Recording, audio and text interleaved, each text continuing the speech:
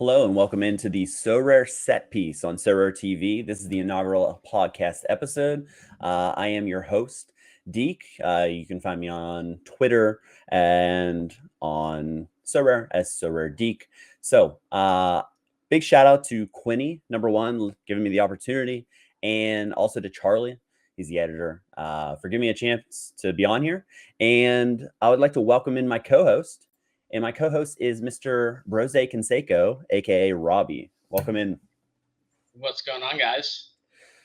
Well, if you didn't know who we were, so we're both based in the United States. You're a little bit south than I am. So I'm from Pennsylvania in the United States. You are from? I am originally from Boston, but I'm currently located in South Florida. And you're where there's great weather in the winter and it's just cold and miserable. I'm sure you know from your Boston days. Oh yeah, that's never again. I'm also in messy territory, which has been great.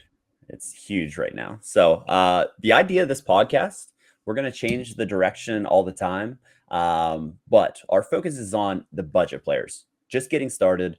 What are strategies that we've done that, we completely failed on? If you're just getting into the game, and how to start with a budget. Episode 1 is Ballin on a Budget. You came up with a name, and I think it's a great title. We used to have the saying in college. It was either we're gonna get rich or overdraft trying, or ball on a budget. So I think we're gonna Yep. transition that to here, and I think that's like one of the niches in Sorare content that's been missing. I know that all the amazing people like Quinny and Laird and PSU fans and everyone has covered it, but they haven't covered it in a long time. So we have a lot of whales that produce content and everyone in between. So like I think what's interesting about this concept is that we're a few levels away from each other in terms of evolving from being a brand new user and being like trying to figure out what's going on, like basically a minnow, and then moving up to where, I don't know where we'd all fall on this, ocean food chain, but we're definitely not whales. And yeah, I think that's where we will focus our conversations on how we started, where we are, how we got there, how we've helped each other, how other people have helped us, what we've learned, but primarily trying to give people a pathway from being a brand new user, starting out, and giving them some ideas on how to progress in a better way than we did it without making all the egregious mistakes. Absolutely. I mean, mistakes, the amount that I sank just from, I know prices were higher, but yeah, I made a lot of mistakes for sure. So yeah, the startup. So how did you get your start in Sorare? Are there any like initial mistakes that you made? I made so many mistakes. So I work in finance. I'm a private consultant and also worked in private equity. And I was working at a private equity fund. And, when you're at big private equity funds, everyone and their brother is trying to get investment in their companies. So you'll read through like maybe, or find maybe like 100 different things that come across your desk to look into. And sure enough, a deck and investment opportunity about this fantasy sports game based in Paris came across my desk, and I thought it was so cool. But we do not do fantasy sports.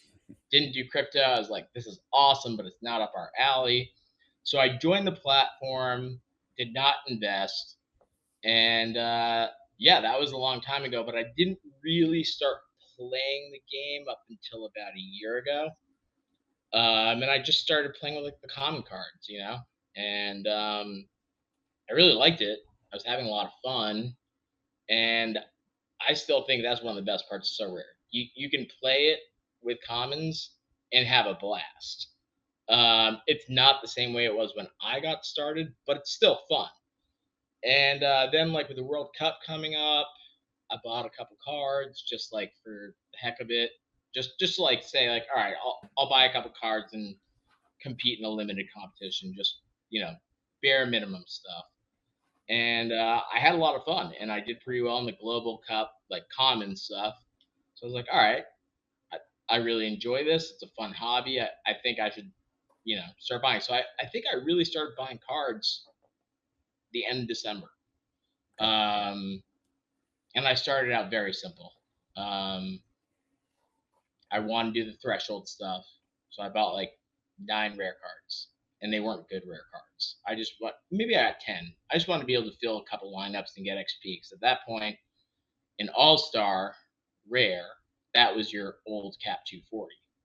And you could get XP and have a captain and stuff like that. And you were able to get thresholds and win money without a goalie. And yeah, that's pretty much how I got started. And I've just fallen in love with it. It's a great, great game. It's so much fun. It keeps me much more engaged in the sport of soccer, and the people are amazing. And now I'm just obsessed. I don't know how I'd live Yeah, absolutely. I mean, the obsession is real. without It's kind of crazy. I mean, today I was watching Estudiantes play, Paramount Plus. Let's go. Never thought I would ever say that ever in my life, and here we are. Friday night sweats. Just watching Rollheiser and hoping he does well, but you got a 41, so lineup ruined.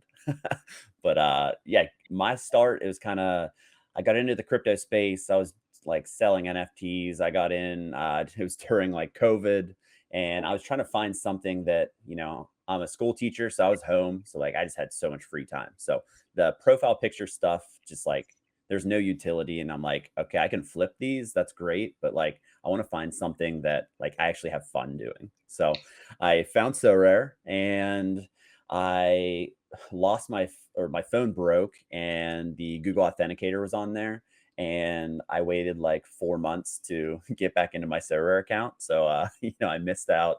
I just kind of, set on the back burner. I had a little bit of ETH in there and just kind of waited on it. So I eventually got started, and I just dove in headfirst into the deep end and bought, oh, this guy, yeah, man, he's cheap. Yeah, I'm gonna get him. I'm gonna get, oh, this guy, never heard of him, but he seems great. Just buying without having any plan whatsoever. And it. then whenever it came to lineup building, I'm like, why can't I even build like any lineups? I can build one in All-Star, but I can't play Challenger Europe. How do I get these guys? So I Like, made a what lot was of it? mistakes. Specialist and underdog was the old Cap240 Yeah. and 220. That confused me for a long time. Yeah, and that was my kind of intro. And then I'm like, oh wait, you can use a common to play as your goalie, and you can grind threshold. So I did that. So that was like the only good thing I did, like in my Oh, early start. I wish I was in. I mean, I was playing commons and I didn't even know that was an option. Yeah, that's crazy. That's You a just limited release, right? no, there were limiteds at the time on the Okay, site. but you're still allowed to use a common goalie. Yeah, it was insane. And then you can hit 205 for the lower threshold, and it was Get $20. yeah, it's like, all right, this I had like a With XP DNP. and a captain, and Yeah. so that's How what I was doing. Like the first 2 months when I bought rares, it was like, oh my gosh, I'm not going to buy a goalie because at that point you had to have a rare goalie. right, yeah. So It's I it bought changed. 4 guys, and I think I spent a grand total of $200 on them. And I bought 2 goalies. One was worthless and had never played. I think it was like Florent Duparchi or Dominique Ufegani. I got it for like $40. And then I bought a $90, and I was like, "This is a steal." It was Richard from Sierra, and I was like, "Sweet, he'll start playing in a couple months." Nope, Sierra ended up being relegated. Stupid, stupid, stupid. But I mean, the first 2 months, I won like three $50 thresholds, and I got three $20 thresholds. I'm like, my rare team is paid for. Yep. And the whole time I was buying up like these random guys, like to just like nobodies to build up XP. And like I was thinking eventually I get a U23 rare lineup. Now the good part of that is those guys are playing this season. Finally. Guy into rate for Vitesse is a sub, getting minutes. Hirondo is starting for Osasuna. Those are one of my favorite buys, so I'll Nice. hold them forever. Plus, with the new bonuses, I got some serious XP build up. Yeah, So the XP grind. But Yeah. yeah, so that was the interesting thing was when I got into it, I bought a lot of limiteds and a lot of really, really bad limiteds. And I was basically just floundering left and right, the occasional reward. But then I was fortunate enough to discover Deke. Yeah, so I mean, I went through all the triumphs and tribulations for sure. Made my mistakes, and I kind of went from I was buying like Mbappe and limited whenever he was over like multiple ETH. It was stupid. But I sold all my limiteds. I turned into rare. I got a plan Yeah. going, and I kind of, it was kind of like I was off the wagon and I'm back on the wagon kind of thing. And I started to get it together, and I liked where my lineup was going, my rare progression. And then I get a DM from you, and then the rest is history, right? Full desperation. I was like, finally, MLS season was starting. I didn't know about Play Sharper at this point. I didn't know about Sorare Data at this point. I'm like desperately trying to find out whether this guy is going to play. I'm searching random hashtags at every MLS team. I find this SorareDeke, and he's got these like great lineups. So I was like, all right, sweet. I'm gonna go to sleep, and I got my lineup set. I'm pretty confident. This guy seems very, very smart. Sent you a DM. Hey, like what you're doing. Yada yada yada. You're obviously not just doing this on hunches. You must be using some sort of formula. Sure enough, you respond, and you're like, yeah, I'm a big math guy. Like, me too. We hit it off on that note. We both are huge hockey fans and players. And from there on in, I think we just like hit it off. And I think the big turning point was I was like, you have all U23 rare players. Did you start that way? Or did you have to get there? And how bad of a hit did you have to take? Because at that point, I had 340 limited cards and 9 rare cards Yeah. without a rare goalie. The purge is definitely real. And we talked about this whenever you were trying to go through and, kind of just get into a different mode, get into a little bit of rare, and do your transformation. And that's what it was. It was And this a wasn't long full ago. purge for me. Yeah, It you told was, me you just fire sold, you're done with it. All yeah. you drink your rares, rare pros. You recommended against that strategy. It's not for the faint of heart for sure. Yeah, Um, you said, and yeah, so you gave me some like incredible advice, being like, you need to get a rare goalkeeper. It doesn't matter if they get 15 points, 20 points. You just like that. You're missing that. This is when they had removed the 205 threshold and right. executing captains, everything. You're like the chance, and I had not got, and you made it abundantly clear. I had not gotten the threshold. I had gotten maybe one threshold in 3 months since that had changed. It's And you're so like, tough. you need a goalie. Like it Yeah. doesn't matter what it is. So I think I found, oh gosh, I Radlinger something. He was definitely going to get relegated.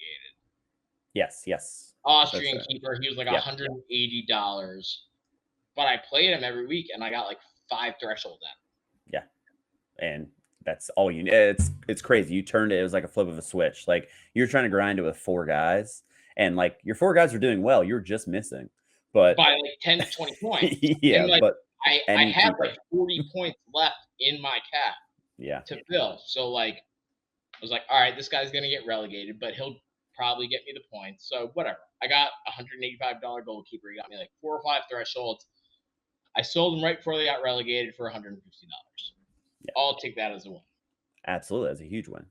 Yeah, and you've kind of went from okay, I want to transition to rares, and then I want to kind of purge some of these limiteds that don't really. I'm not playing them, which was a huge, huge task for sure. The Um, eureka moment was when I was busy helping a family member move, and I was like, Deke, I do not have time to even think about setting lineups. So I'm just like gonna pass up on this weekend. Like, unless you want to like go on Sorare Data and set my lineups. and you set my lineups, and it helped. Like I didn't do them exactly, but pretty much exactly. And I won more rewards that weekend. And I think what I took away from it, he was like, "You have way too many cards. This is overwhelming." Yes. That I mean, just kind of I was trying to build from me going from like I had 200 plus limiteds to now rares. I mean, I think I still only have maybe 60. And like seeing your gallery, and I'm just like, oh my God, there's so many options to like dig So through. many. And I was just like, man, this is just like it hurts my head even like Me trying to too. make these lineups. I'm down to 150, and I would say 40 of those cards are things that I got exclusively for collection bonuses, and they all cost about $1 Yeah. each.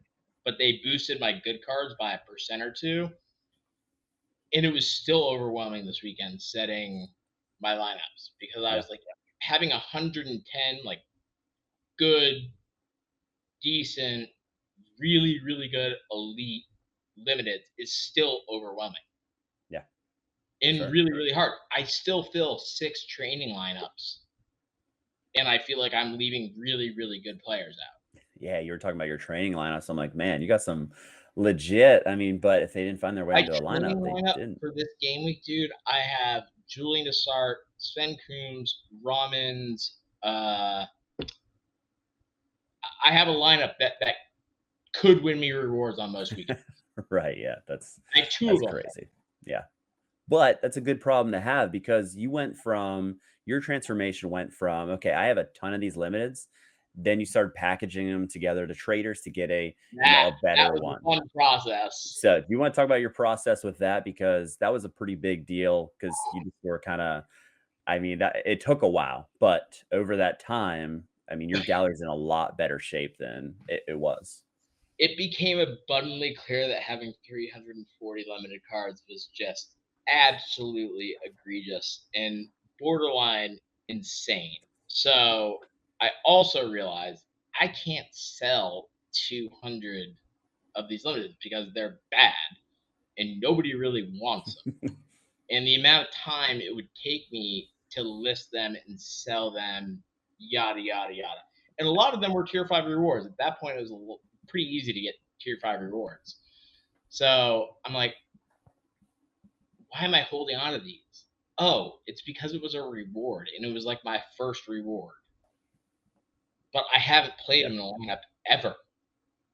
Um, so I just kind of had to like bite the bullet, not in like the same way as other people who just like go to Pavel or whatever and liquidate their lineups to like Mhm. 50%. What I started to do is I found all the awesome traders and shout out to them.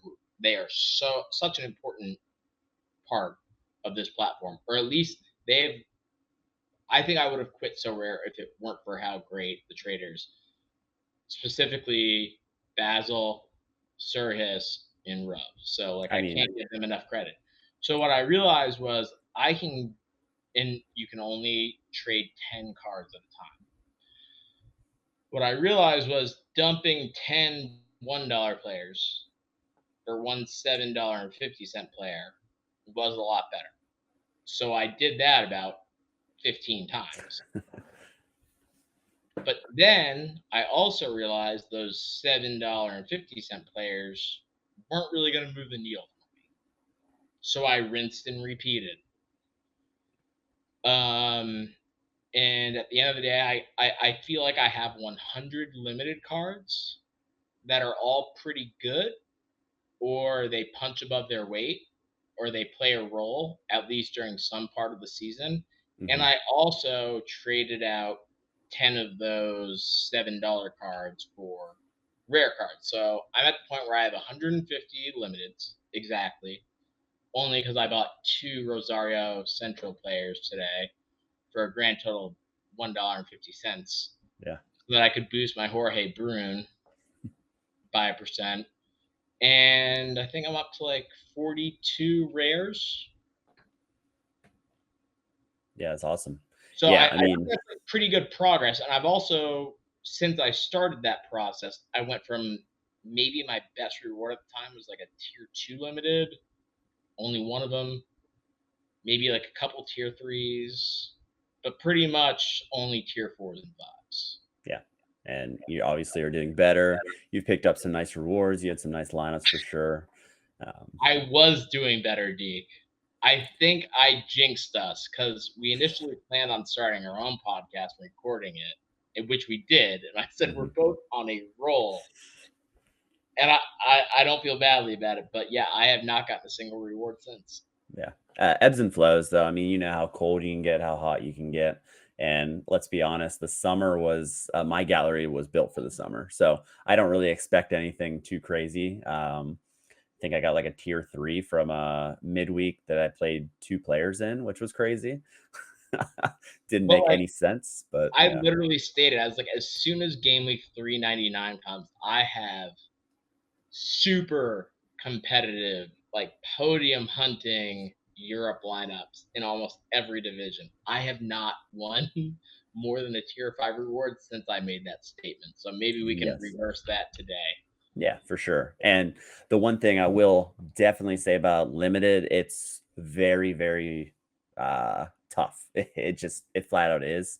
Everyone has good lineups. I mean, I was just kind of looking on Twitter today, just seeing people post their lineups. You got Man City stacks flying out everywhere. Like if you're trying to attack All Star, it's pretty much unbeatable if you're trying to compete versus competing. How Sorare podcasts really put that, which makes sense. Especially now that we have the scores with our lineups, we kind of have an idea.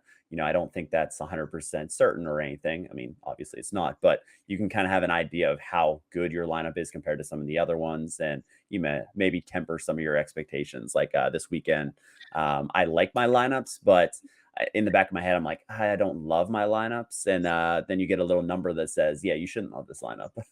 I got 380 in Champ Europe like last weekend, which Yeah. that's historically a tier 4 or tier 5. Right. Champ Yeah. Europe is pretty tough. Nothing. Yep. Absolutely nothing. So yes, limiteds are getting more and more competitive. Yeah. In a big way, which is the reason why I've always wanted to move more into rare, but the barrier to entry has always been I don't want to drop $500,000-$600,000 on a goalkeeper. Yeah. So it does take some time and research, and I also don't want to the most expensive limited card I've ever bought was $75. Yeah. I mean, that's awesome. But I'm still winning stars, tier 1s and tier 2s every, at least once a month historically since I revamped my gallery. But now I'm more and more motivated to lean to rares, which is what I've done. So I might have set a record since when guys were buying Hans Vanaken rares for $70 and stuff like that. Those days are so far from over. But I do now have 3 rare goalkeepers who are starters, and my total cost was 700. Yeah, I mean that's great for the entry for sure. I don't think you can beat that. No, you really can't. I mean, for starters, usually you get one that costs that much a lot of the times, and it's you don't bat an eye at it. One's for threshold, the other one's for 270, and the other one's just to play in challenger or second division or whatever the Sorare data pick scores. Yeah, kind of advise me on that I often don't listen to, which could be why I'm not winning any rewards right now. Yeah, for sure. I mean, it could be for sure. And sometimes we talked about I did your lineups for you. For this weekend, building lineups, I felt like I had that second with the new feature. I went through each one and, I did what they said at the Sorare Data podcast, find what the algorithm would based on my cards, which ones should I play, and kind of use that as a guideline, see how they would build my teams. And I'm like, I would never in a million years do this. But for me to look at it differently, okay, maybe this makes sense. And for this weekend, if you look at all the insane spots some of these teams are, it ended up I put some pretty good players in America. Now, will it work? Probably not. But I had an 88 recommendation for 88 America, but it would have meant my U23 dropped by 10 points. My Yeah. All-Star dropped by 10 points. And yeah, I'm not gonna give up my U23 and my All-Star lineup. Right. Yeah. That's kind of like my guideline. It was like, okay, you're America. You can play this America for 88, and your under 23 in that situation was 80. And then I checked if Mhm. I did under 23 and it was still an 80. So it didn't matter in No, theory. mine dropped from like Yeah. 81 in U23 to like 71. Yeah. So My like in your All-Star dropped from situation, 80 to 72. yeah, your situation that matters. Where mine, it honestly didn't matter. It was one player out of my under 23s, but I had like I mean, it was like playing Deke over Palacios. Like it was something like simple that I was going to play Deke in under 23 anyway. So like it was no Palacios had decision. like a C pick score up until like right before deadline. Yeah. Yeah. And they finally boosted it. And then because I did like the first run through and he didn't make a single lineup, I'm like, what is up with that? And then I ran it before and then he made literally like my second best lineup. Well, that's the beauty of it is like you can't just beat this game or do well based on numbers and computers. Like you Yeah. have to learn about your players and your gallery and like matchups because it's the beginning of the season too for Europe. So there's not a whole lot of data for that algo to Yep. go on. And especially when it comes to midweeks when also they're playing against teams that are promoted. So Exactly. there's no data for that. So like there are a lot of ins, outs, and what have yous, Yep. when it comes to this. And I love SorareDeke, and I can't speak highly enough about it. But at the end of the day, you do need to like know your players, know whether they're better at home or away, know their matchups. Not know, but like have at least have a sense. Yeah. And I built a Cap270 lineup that I'm pretty excited about this week, and we'll see how it does. But I also had 10 players who were in the top, I think we discussed this earlier, double A, single A, and were recommending 10 of my lineups that I chose to put into training Hmm. or put into throwaway lineups, low priority lineups. And I think most of them ended up getting scores in between 8 to 20. Yeah. Yeah. Brutal. But you dodged those bullets for sure. And All my priority lineups are good. yeah, so you're still swimming there. My big thing, and I always say it, and a lot of people say it, do your own research. That's like literally what you have to what you have to do. Anyone that like if you look at the Play Sharper like cesspool of comments that you get on like lineups, they'll be like, why is this guy not in? Or just like say the player's name with a question mark. Like if that's your player, do just like the smallest bit of research. Like if you're Yeah, relying on me to, I mean, obviously I comment on them back, but like if you don't know this guy got a red card last match and like you're asking about him, you got to do a little bit more research. Like you're go never going to be outside the box. successful. If you're only using Play Sharper, Sorare Right. data, Twitter, no, take a minute to like look at the team's publications or go to like some random gambling site where they actually project lineups as well. Yeah. And you should trust your judgment, make your own decision. I can't even tell you the amount of times that I've either missed out on a reward because I trusted just a few things and I didn't do that one last step of Yeah. research, or I just was like, I'll just throw Mikel Otto in a throwaway lineup, but he ends up starting and bangs a Right. 95. Yeah. And if I had him in my U23 lineup, that's a tier 1 reward. Yeah. Stuff like that. And I'm So not saying that I don't still do it. I did it this weekend. It actually worked out. But so I kind of lost in my shuffle of my team. Evan Nielsen for Porto was back and starting.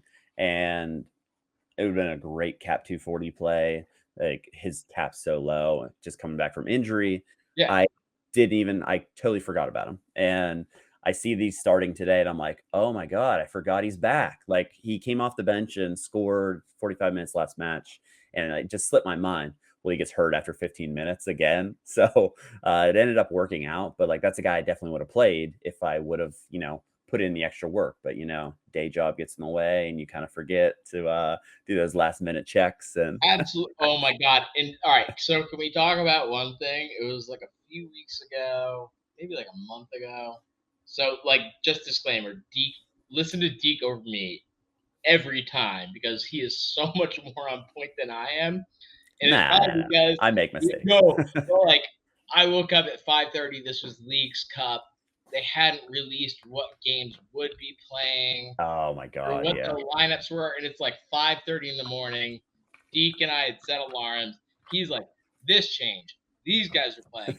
Yada yada yada." I was like, "This is just too much. I'm going back to sleep, man. Do you?" So like, always trust Deke. That And was the biggest nightmare, though. and then we also, you were like, "What about this hurricane?" Because like I also live in a very hurricane prone Yep, area, and I was like, I hadn't even thought of that. I was like, this thing is a beast. These games are not being played. And you're like, yep, you're sure? I was like, I am yeah, absolutely sure. yep. And they And so canceled you and I just took all of our LA players out. We messaged everyone that we knew. it. Dude, the amount of messages I got from guys like McBride's, uh, G'day Pikachu, Basil Bot, being like, dude, I never would have thought of this because they're like in Australia and Yeah, Scotland and stuff like that. They're like, you saved me a couple of lineups. I appreciate it. So like, and that's the other best thing about Sorare is the community. the community for sure. I mean, that LAFC was it LAFC and the LA Galaxy matches? Yeah, the ones that Yeah, those and Real were the Salt Lake. yeah, and Real Salt Lake and Colorado's the other team, but no one It was really has Colorado Colorado versus players. LAFC, and it was Smash spot for Galaxy LAFC. RSL. Yep. And it was just like, okay, I have Ricky Puig, I have Palacios, like I have, and then Palacios ended up being away from the team anyway, so it didn't even McCarthy, matter. rare and limited. I did. He's gone. Yeah. And We had a yeah, nice run, Johnny. But yeah, but yeah, the community itself helps each other out, and it's kind of crazy because we are all competing against each other, but like I'm rooting for your lineups every week. We always talk back absolutely. and forth, and like you're not really going to get that from another game that I've ever played. No, Like you play fantasy NFL football, like I hate everybody in my league. I'm trying to, take down everybody. I'm not rooting for anyone else's team. Like, it was the funniest thing. So like I'm recovering from, so like one of the big reasons I got really into Sorare is I was on bed rest for a number of months from a really really gnarly broken leg and knee surgery, and I think that is probably why I got obsessed with it because I didn't have much else to do. yeah. But the guys who I play soccer with, they are just hilarious, and they're not into Sorare. Some of them are like definitely in the process of signing up, but the funny part is like we're sitting out there watching the Philly Union game, and I'm like, guys, we're rooting for the Union, and I'm watching your lineup in real time, and I got a screen mirroring thing, and we were in a party bus coming back from like I think like a Nacional game in Millonarios, like friendly in Miami. And I like got like a screen mirroring thing of my phone in the Sorare app that was tracking your team and your place.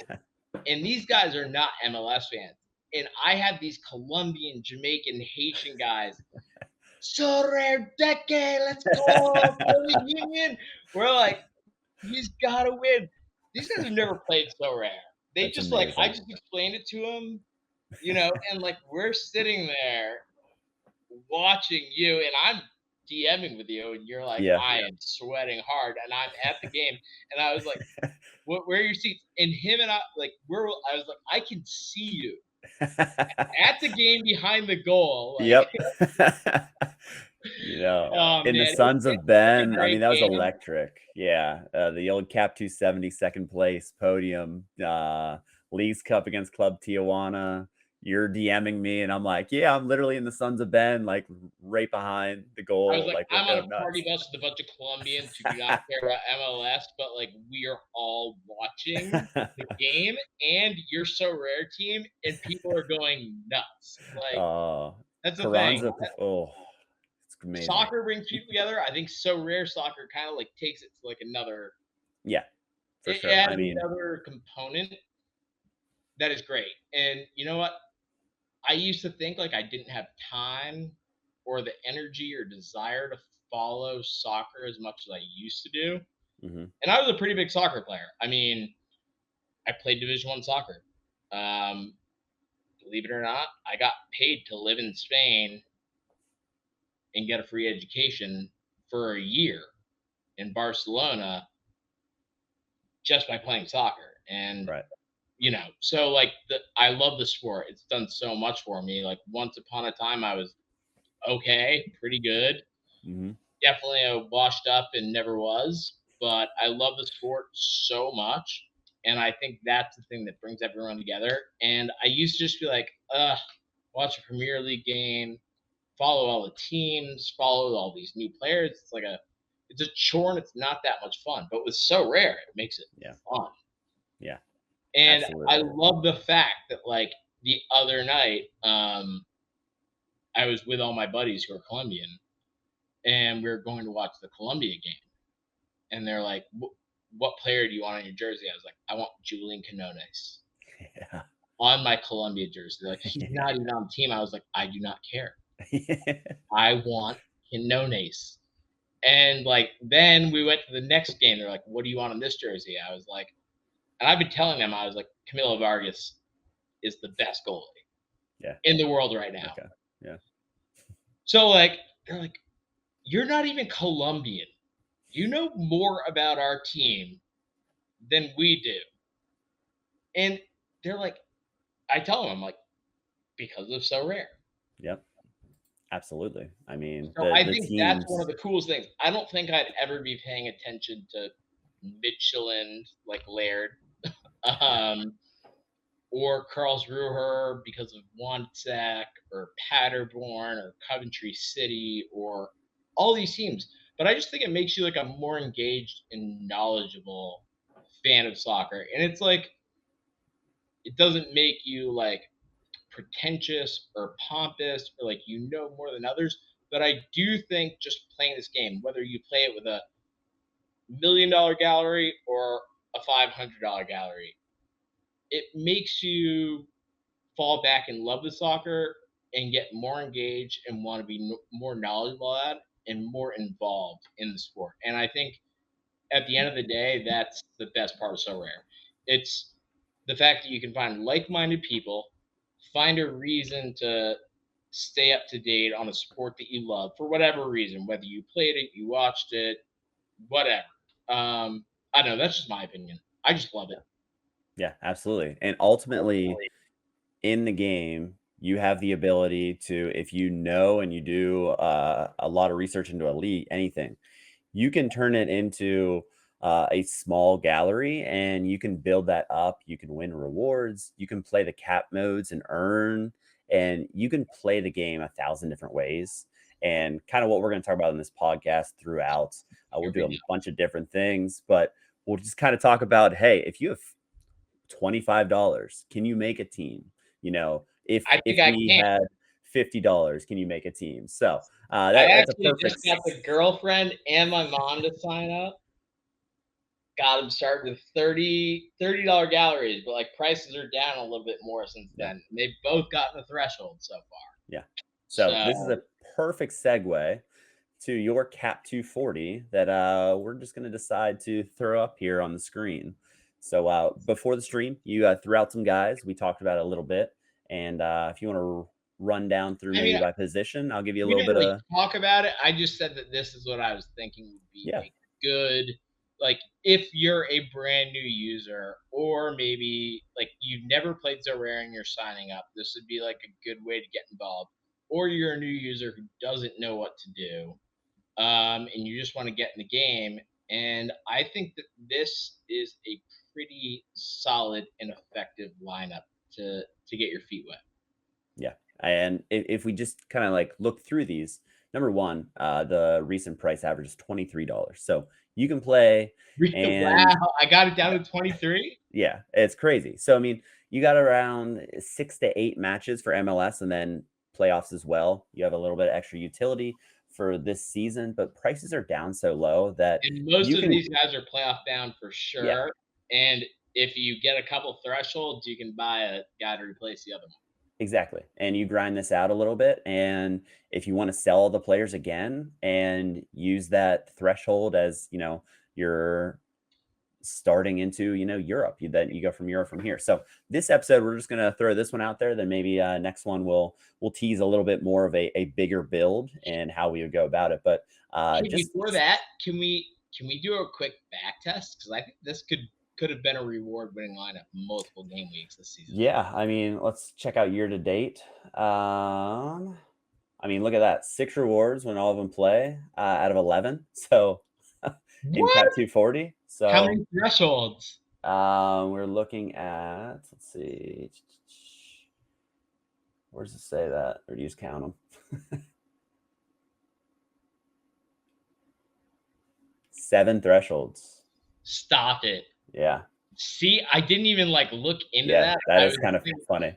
So the other thing that I was thinking when building this lineup is that, I know the majority of, or I don't know. I think the majority of our audience will probably be more American based because we're probably one of the few American guys who are going to have our show on Sorare TV, which is awesome. Thank you, Quinny, and everyone else involved. And I also thought, we were geographically fair. We got Steve Clark in Texas, Jack Marr in Nashville. We got Keaton Parks in New York, and then we got the West Coast covered. Yeah, and your team here that I do want to say I did throw Keaton Parks in here. I do have a crush on Keaton Parks. I just love him for thresholds. I couldn't pick a midfielder. I couldn't pick a good midfielder from Sounders or Nashville that weren't very, very expensive because we're not throwing Honey Mukhtar in here. And if you've been on any of my streams before, I'm a big Keaton Parks guy. So I'm big Keaton Parks guy. I mean, his threshold alone. But if you just kind of take a look, we're not saying go out and buy this team right away. Just saying this is a possible team because if you look at each player, Steve Clark, he could retire at the end of the year. I don't think he will. I think he's back next year, in my opinion. I mean, he's coming back. He has too much in fire right now. Too much in the tank. He's got home games coming up. Yeah. Jack Mayer, him and Lucas McNaughton, we went back and forth with them. Walker Zimmerman will be back, if not this game week, probably next game week. And that's an interesting one. He was in great form at the beginning of the season, and he's under 23 for the rest of this year, which won me 2 rare rewards. Sorry, yeah. And then the combo of Jordan Morris and Nuhu Tolo. Jordan Morris getting back into some form, I think. I think Seattle, I mean, it's crazy. They're a playoff team, and they have struggled, but it's just kept their caps down, honestly. And you look at each L15, and this is a very playable team, and it gives you a little bit of leeway too. We got 6 left. So if there is a little bit of a jump, you can. Between injuries and selection, Sounders have not been able to get into a rhythm all season. No, at all. Yeah. Jordan Morris has a lot of talent. Nuhu Tolo is a beast at home, especially in Cap 240. Yeah. Yeah. I mean, I think that's. I would like to hear feedback from people who may or may not ever watch this. See if they can come up with a better Cap 240 team for a brand new user. Yeah. I mean, you threw this together, and this was literally like before the stream. So I think our next episode, we're going to try to do this every week. But absolutely. I think we're going to have to move on Europe, and we're going to have to move on. Yeah. We got a lot of ideas here. Weekly rhythm, and we have a lot to get through. But I think the next one, maybe we get like a short list going, and then how do we build out from this? Maybe give a gallery of 10 to 15 for your Cap 240 that you can comfortably play. So I think that's a wrap.